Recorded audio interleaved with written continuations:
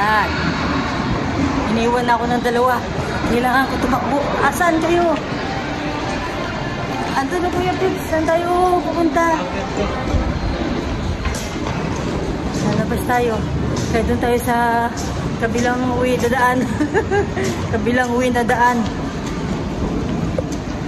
Ah. Okay. Sasakay ulit tayo ng eroplano. Hindi, joke lang. Nasa elevator tayo. At hila-hila ko yung bag ni Kiyo. Excited na si Kiyo eh. Excited na siya kumain.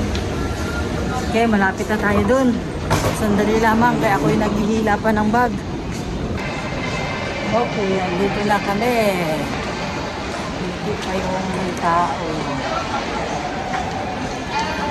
Dito na kami sa pupuntahan. Okay, Kiyo, saan ka magbibihis? Ayan, mayroon akong papakita sa inyo. Kilala nyo yung trainer ni Santino doon sa Batang Quiapo. Papakita ko sa inyo, ha? Dali lang, ha? Ayun siya, oh. Yung trainer ni Santino, yun, sa Batang Quiapo. Siya yan.